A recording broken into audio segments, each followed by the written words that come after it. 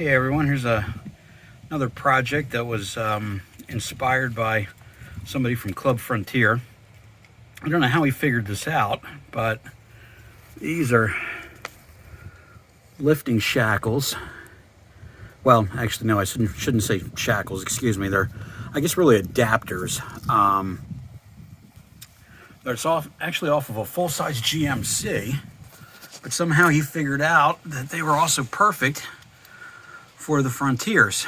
So what this will allow you to do is raise the rear of your truck higher than it usually is if you're putting a airbags, lift kit, whatever, and not hyperextend your shocks. Basically, this changes the ride location of the shock piston by making the whole shock absorber body effectively longer.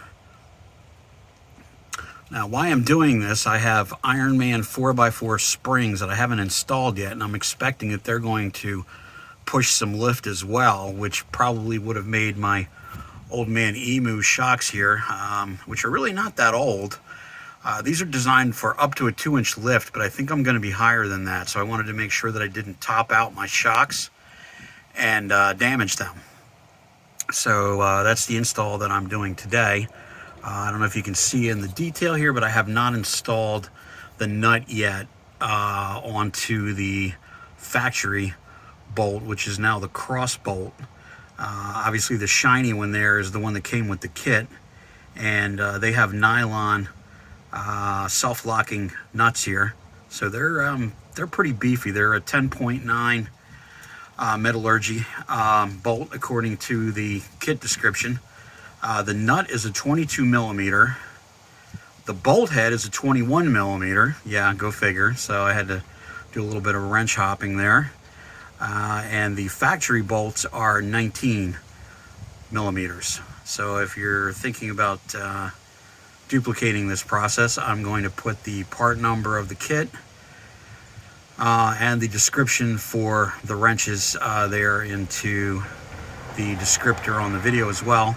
And what you're seeing here basically is me jacking the shock absorber into position, because these are not high pressure gas shocks, so they don't just explosively expand when you take them out, but they are pretty stiff. And with the kind of ratio that you have to try to push them back in again with your arm, if you're laying under the truck, it's really not very easy. So this is why man invented tools. Just for these kinds of reasons. So you can see my aluminum racing jack here, and I just kind of got it centered pretty good, gave her a push, and I got lucky and it came out pretty easy. It was almost perfect.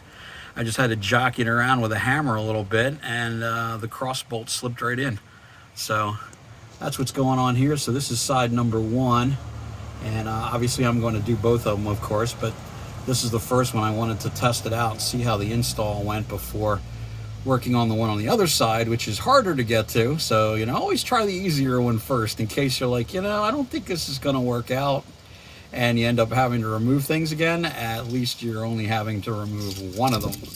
So I'm going to wrap this up, and I'll probably do a video number 2 sometime in the future here, and give an update on how I feel everything went, and if I hear any unseemly noises, like if the shocks are actually topping out now on heavy compression, which I'm not expecting that they will, because like I mentioned, I have airbags on the truck, which you know from the earlier video, and when those are inflated, the ride height does increase.